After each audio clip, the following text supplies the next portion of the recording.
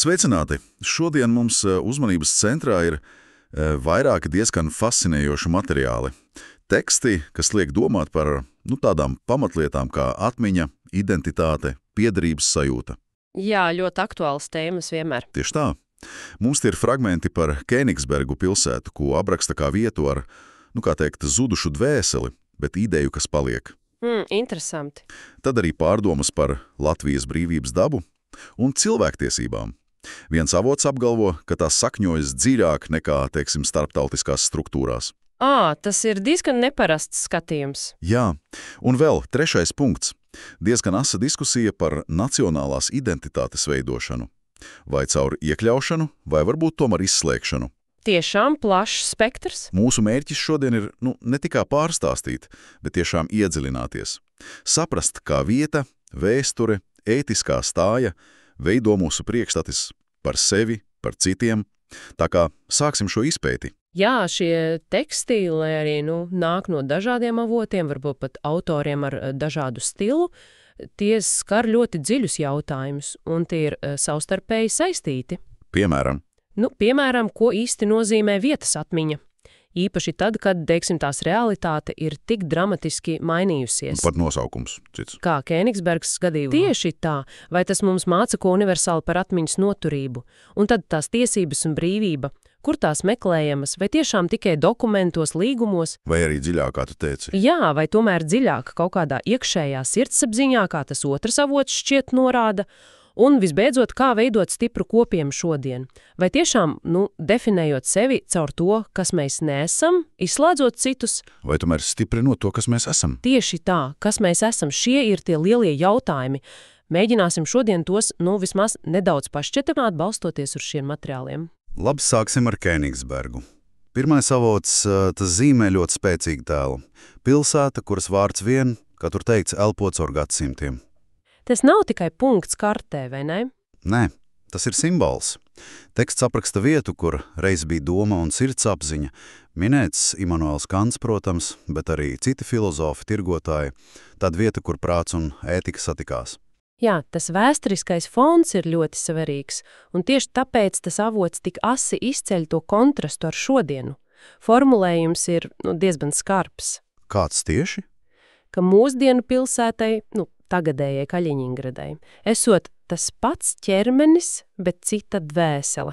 Pēc Otrā pasaules kara, kad vācieši aizgāja vai tika padzīti un pilsētu pārsauca? Kaļiņinu vārdā, jā. Tieši. Notika tāda radikāla pārauma sajūta. Avots apgalvo, ka pilsēta ir kļuvusi par tādu kā spoguli tam, kas bija, nevis tam, kas ir. Un tā frāze Kēnigsberga bez vāciešiem. Tā tiek nosaukta nevis par faktu, bet drīzāk par diagnozi, liecība par zaudējumu, par pārtrauktu saikni. Vai avots paskaidros sīkāk, ko nozīmē tā cita dvēsele? Vai tās trūkums, kā tas izpaužas? Jā, teksts iedziļinās tajā sajūtā. Ir doma, ka vieta zaudējot savas organiskās saknes, cilvēkus, valodu, tradīcijas, kļūst par pasauli, kas, nezina, kur auga. Kā pārstādīts koks. Tieši tā, svešā augsnē. Katrs vecs akmens, varbūt fiziski vēl ir tur, glabā stāstu. Bet valodas maiņa, kultūras slāņa nomaiņa liek tai atmiņai, kā lai saka, runāt svešā balsī. Tā kļūst par citātu, nevis dzīvu sarunu. Jā, un šajā kontekstā, kā teikts avotā, klusums par pagātni kļūstot pat skaļāks par vārdiem, jo tas nes sevī to neizteikto, apzināti vai neapzināti noklusēto, zaudēto. Tāda kā, fantoma sāpe par zudušo dvēseli. Un kā avots vērtē tos padomlaika mēģinājumu šo tukšumu aizpildīt? Pieminēja pārsaukšanu par Kaļiņingradu. Avots to apraksta kā tādu apzinātu mēģinājumu pārkrāsot karti. Ne tikai fiziski, bet arī mentāli. Tas Kaļiņingrādas vārds tiek raksturots ļoti tēlaini kā maska, kas neļauj smaidīt. Spēcīgi teikt. Jā. Tas simbolizē mēģinājumu uzspiest jaunu, ideoloģiski pareizu identitāti. Bet tā nespēja pilnībā aizsegt vai izdzēst tos dziļākos vēstures slāņus. Tiek minēts, ka pilsētas elpa kļuvusi sveša, it kā piesātināta ar atmiņas zuduma smaržu. Tad nevis jauna, spēcīga identitāte, bet drīzāk mēģinājums aizmirst veco. Drīzāk tā, jā. Bet vai tas nozīmē, ka Kēnigsberga ir pilnībā zudusi, ka tas mēģinājums izdzēst ir bijis veiksmīgs? Man šķiet, avots vedina domā citādi. Pilnīgi pareizi. Lai arī fiziskā, demogrāfiskā realitāte ir mainījusies, filozofiski, idejiski Kēnigsberga saskaņā ar šo avotu joprojām pastāv. Kā tas izpaužās? Tā dzīvo jautājumos, kas ar to saistās. Par brīvību, par sirdsapziņu atceries Kantu, par atbildību pret pagātni, par to, ko nozīmē mājas, piederība. Tātad vietu var pārsaukt, bet Bet ideju garu, kas ar to saistās, nevar tik viegli iznīcināt ar dekrētu. Tāpēc avots nonāk pie ļoti spēcīgas secinājuma. Kultūra nav tikai teritorija kārtē, tā ir uzticība atmiņai. uzticība atmiņai. Jā, un šajā ziņā Kēnigsberga šodien stāvot nevis starp valstīm Māciju, Krieviju, Poliju, Lietuvu, bet gan starp laikmetiem, kā tilts, vai varbūt brīdinājums. Tas ir patiešām spēcīgs atgādinājums. Bez cilvēkiem, kas nes atmiņu, vieta kļūst par, tukšu skaņu, par dekorāciju. Un otrādi. Jā, otrādi. Bez atmiņas, bez saknēm, cilvēks pats var kļūt par tādu kā vietu, virspusēju, bez dziļuma. Atceroties Kēnigsbergu, tās likteni, tās idejas noturību, mēs varbūt labāk saprotam, ko nozīmē zaudēt fizisko pasauli, bet saglabāt garu, identitāti caur atmiņu. Precīzi, tas ir stāsts par identitātes netverano, bet spēcīgo dabu, kas spēj pretoties pat visradikālākajām ārējām pārmaiņām. Un šī doma par identitātes iekšējo kodolu, par atmiņas gara nozīmi, tā mūs ļoti organiski ved pie nākamā avota. Pie tā, kas runā par Latviju. Jā, tas arī runā par identitāti un saknēm, bet šoreiz Latvijas kontekstā, skatoties uz brīvības un tiesības pratni. Labi, pāriesim pie šī otrā teksta. Tas piedāvā diezgan neordināru skatījumu, pat provokatīvu, es teiktu, par Latvijas brīvības būtību un cilvēktiesībām. Galvenā tēze šķiet ir tāda, ka cilvēks savā būtībā nepiedzimst sistēmai, bet gan kam pirmatnējākam – gaismai, mātei, elpai. Tas ir ļoti poētiski. Jā, un likums, kas nāk tikai no ārpuses, no valsts, no starptautiskām organizācijām, tas tiek raksturots kā augsts kā granīts, tam trūkstot dzīvības siltuma. Un šeit autors attīsta ļoti interesantu domu. Tauta, kas ir dzimusi brīvībā, vai to atguvusi pati, ar savu iekšējo spēku, tā intuitīvi zina, ka patiesās tiesības nāk no iekšienes. No kurienes tieši? No sirdsapziņas, no kopīgām vērtībām ētiskās izjūtas, nevis tikai no tā ārējā juridiskā ietvara. Kā autors pamato šo diezgan radikālo skatījumu? Min kādus piemērus? Autors lieto ļoti poētisku valodu, ir skaista atsauce uz dzintara krastu, uz klusumu starp priedēm un ozoliem kā tādu metaforisku likuma pirmavotu. Dabas tēli. Jā, ideja, ka taisnīguma izpratne rodas dabiskā vidē, kultūras kodolā, katra individa iekšējā pārliecībā, un šai izpratnē pēc autora domām it kā nav vajadzīgs formāls ārējs apstiprinājums ar zīmogu vai konvenciju, lai tā būtu īsta. Tātad cilvēks un valsts ideālā gadījumā nav pretstati. Jā, ideālā gadījumā tie saplūst vienā elpā, kā upe un tās krasti. Valsts ir šīs iekšējās ētikas dabiska izpausme. Un tieši šīs uzsvērtā iekšējā pamata dēļ avots ir tik kritisks pret starptautiskajām institūcijām, pieminēja ANO. Jā, avots piemin ANO, apvienoto nāciju organizāciju, kas pēc otrā pasaules kara tika radīta ar, cēlu mērķi, kļūt par tādu kā pasaules sirdsapziņas institūciju. Lai novērstu nākotnes katastrofas. Tieši tā. Bet teksts izsaka skepsi. Tiek apgalvots, ka cerība, kas kļūst par sistēmu, sāk pati sevi aprīt. Ko tas īsti nozīmē? Šķiet, autors uzskata brīdī, kad brīvība un tiesības tiek reducēts tikai uz dokumentiem, uz birokrātiju. Tās riskē zaudēt savu dzīvīgumu, savu elpu, saikni ar reālo cilvēku ētiskajiem impulsiem. Tas var kļūt par tukšu čaulu. Tātad arguments ir, cilvēktiesības ir dzīves tikai tad, kad tās elpo līdz ar tautu ne birokrātijā, bet sirdī. Jā, tieši tā. Un kā šajā kontekstā iederas Latvijas mazums? Avots to piemin kā priekšrocību, tas interesanti. Jā, tas ir interesants pavērsiens. Latvijas nelielais izmērs, iedzīvotājs skaits, tas tiek pasniegts nevis kā trūkums, bet kā mērs, kurā var saredzēt pilnību. Kāda tur loģika? Šķiet, loģika ir tāda mazāka, saliedētāka kopiena potenciāli spēja labāk saglabāt šo tiešo organisko saikni ar kopīgo sirdsapziņu, ar ētiskajām saknēm, nekā milzīgas anonīmas struktūras. Saprotu. Avots norāda, ka tauta, kas piedzīvojusi apspiestību, kas reiz tikusi apklusināta, tagad īpaši asi apzinās brīvība ir primāri iekšējā kategorija, ne tikai ārēji piešķirt status. Tiek pausta ideja, ka mēs varam būt patiesi brīvi tikai tikmēr, kamēr mūsu tiesību izpratne nav pilnībā aizdota svešām struktūrām, pat ja tās ir labu nodomu vadītas. Un tur bija tā metafora par ozolu. Tieši tā, ļoti spēcīga metafora. Ja cilvēks, skatoties uz ozolu, kas simbolizē dabas spēku, noturību, saknes, spēj saskatīt likumu sevi, savā sirdsapziņā, tad jebkura ārējā vara kļūst tikai par ēnu. Patiesais spēks nāk no iekšienes. Jā. Tātad līdzsvars starp likumu kā normu un cilvēcību kā principi, tas rodas nevis konferencēs vai kabinetos, bet gan katra cilvēka un tautas kopējā sirdsapziņā. Bet vai šī frāze cilvēktiesības bez ANO tad nav jāsaprot kā aicinājums uz pašizolāciju, uz norobežošanos, tas varētu šķist bīstami? Nu, spriežot pēc teksta kopējā konteksta, man šķīt, tas nav domāts kā aicinājums uz izolāciju. Bet gan. Drīzāk tas ir atgādinājums par avotu,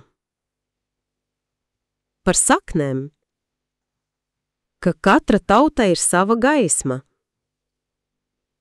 ka universālas vērtības sakņojas un izpaužas caur konkrētām kultūrām, to pieredzi. Latvijas brīvība esot jāizjūt, nevis tikai jāizskaidro ar juridiskiem terminiem. Tieši. Tā ir brīvība runāt, klusēt, domāt, dzīvot savā valodā zem sava debesjuma, saskaņā ar savu iekšējo kompasu.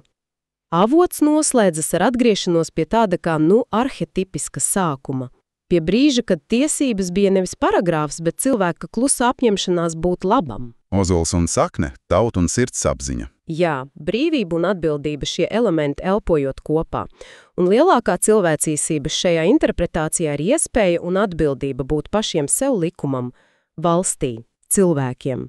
Tas ir ļoti dziļš, gandrīz ētiski koētisks arguments par brīvības iekšējo dabu. Tas noteikti liek aizdomāties par formālo un saturisko tiesību attiecībām. Bet tagad pievērsīsimies trešajam avotam, kas šķietami nāk no pavisam citas diskusijas telpas. Tas par identitātes veidošanu. Jā. Ļoti konkrētā un, jāsaka, politiski uzlādētā kontekstā. Šis teksts tieši un asi noraida ideju vai saukli par Latviju bez krieviem. Jā, šis trešais avots ieņem ļoti skaidru pozīciju. Tas raksturo šādu teicienu kā ļoti problemātisku un bīstamu. Ne tikai politiski. Nē, ne tikai. Arī filozofiski, ētiski un cilvēciski. Tas tiek uzskatīts par fundamentāli nesavienojamu ar demokrātiskas, humānas sabiedrības pamatprincipiem.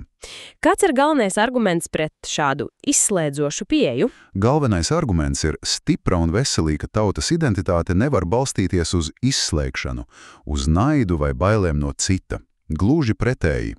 Proti, Latvija, kā apgalvot šajā tekstā, ir stipra tad, kad tā spēj kopt savu cieņu, valodu, kultūru, vēsturisko atmiņu, un vienlaikus izturēties ar cieņu pret citiem, kas dzīvo līdzās un uzskata šo zemi par mājām. Identitāte, kas būvēta uz naida, tā grauj pati savus pamatus, jo tā balstās vājumā, bailēs, nevis spēkā. Vai autors vēl kādas paralēlas ar vēsturi, lai pamatot šo bīstamību? Jā, un tas ir ļoti būtisks punkts. Autors atgādina, Latvijas tauta pati savā vēsturē ir ļoti sāpīgi pieredzējusi, ko nozīmē būt izslēgtajiem, attīrāmajiem, pārveidojamajiem. Deportācijas, asimilācija. Tieši tā. Okupācijas režīma ideoloģijas. Tas viss, kā norādīts, ir dzimis no līdzīgas domāšanas, ka viena grupa ir pārāka un te ir tiesības attīrīt vai pakļaut citu. Atkārtot šādu pieeju tikai ar pretēju zīmi, tas nozīmētu pilnībā ignorēt vēsturiskās mācības. Tas būtu morāls bankrots. Tātad filozofiski tiek uzsvērts brīvība, kas balstās uz citu izstumšanu, patiesībā nav brīvība. Tā nav brīvība, tās ir maskētas bailes, nedrošība. Patiesi brīva un pašapzinīga tauta, saskaņā ar šo avotu, nebaidās no citu klātbūtnes, no citādības, no dialoga, pat ja tas ir grūts. Tā ir pārliecināta par savu spēku pastāvēt. Jā, brīvība tiek salīdzināta nevis ar mūri, aiz kura slēpties, bet ar gaismu, kas zaudē jēgu, ja to cenšas paturēt tikai sev. Gaisma ir dāsna pēc savas dabas. Un avots arī uzsvēr, ka nedrīkst visus krievus mest vienā katlā. Jā, tas ir ļoti svarīgi, ko izceļ šis teksts. Cilvēki nav abstrakti simboli, viņi ir dzīvas, individuāls būtnes, ar saviem likteņiem, uzskatiem, piederības sajūtām. Tas termins krievu. Precīzāk, krievu izcelsmes Latvijas iedzīvotāji. Tas neapzīmē nekādu monolītu masu. Ir ļoti daudz cilvēku ar krievu saknēm, kuri ir Latvijas patrioti, dažādās paaudzēs, kuri mīl šo zemi, runā vai mācās latviski, strādā, maksā nodokļus, audzina bērnus, respektē valsti un likumus. Tāpēc šāds vispārinošs, izslēdzošs sauklis? Tas nevis aizstāv Latviju, bet gan to bīstami sadala no iekšpuses, un iekšēji sadalīta, naidīga Latvija nekad nevar būt patiesi stipra un droša. Labi, esam aplūkojuši visus 3 avotus. Ja mēģinām savilkt kopā šos pavadienus, Kēnigsbergs stāst par atmiņas trauslumu un noturību. Latvijas brīvības ideja, kas sakņojas sirdsapziņā, un šis 3. teksts ar noraidību identitātes veidošanai caur izslēgšanu. Kas ir tas kopīgais vēstījums? Vai atziņa? Man šķiet, ka kopīgais paviediens, kas vijas cauri visiem 3, ir uzsvars uz iekšējo spēku, uz iekšējo kodolu un atbildību, kas nāk no pašas kopienas vai indivīda, nevis tiek primāri meklēta vai definēta caur ārējiem faktoriem. Kādiem faktoriem? Vai tie būtu politiski režīmi, starptautiskas struktūras vai pat konfrontācija ar citiem? Paskatīsimies. Kēnigsbergas piemērs, kā to interpretē 1. avots, rāda, cik postoši un vienlaikus ilgtermiņā neefektīvi ir mēģinājumi izdzēst atmiņu un identitāti no ārpuses. Ar varu. Gars izrātās stiprāks par akmeni. Tieši tā. 2. teksts argumentē, ka patiesā brīvība un tiesiskums dzimst iekšienē, tautas pašas sirdsapziņā, ētikas izjūtā, nevis tiek importēti vai garantēti tikai no ārpuses. Un 3. Un 3. mūs brīdina, ka mēģinājums stiprināt savu identitāti, definējot sevi caur naidu un izslēdzot citus, patiesībā ir iekšēja vājuma, nevis spēka azīme.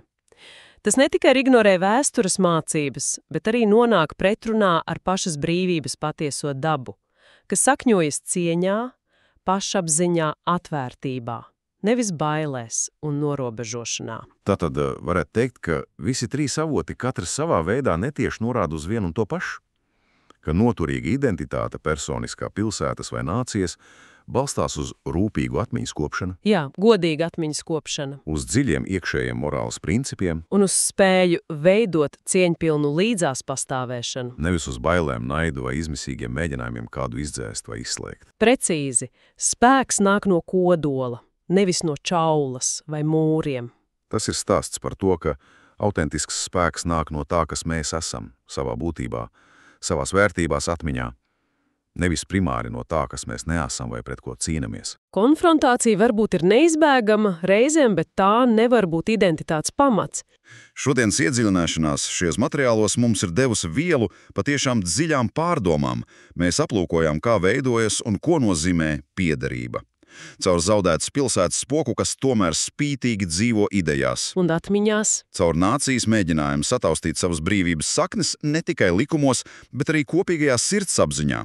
Un caur kritisku, ētisku skatījumu uz identitātes definēšanu, noraidot to izslēgšanas ceļu. Jā, redzējām argumentus par to, kā vietas gars var būt noturīgāks par nosaukumu, kā tiesības var meklēt ne tikai dokumentos, bet arī ētikas izjūtā, un kā patiesa brīvība nevar tikt būvēt uz citu izstumšanu. Vai dehumanizāciju. Un šie avoti, skatīti kopā, neizbēgami rosina vēl vienu tādu noslēdzošu domu – pārdomām. Proti. Jā, kultūra tiešām ir, kā teikts par Kēnigsbergu, uzticība atmiņai. Un ja patiesā brīvība sakņojas dziļi sirdsapziņā, kā to apraksta 2. teksts, tad varbūt mūsu laiku patiesais izaicinājums ir ne tikai atcerēties savu vēsturi un definēt savas tiesības starptautiski. Bet kas vēl?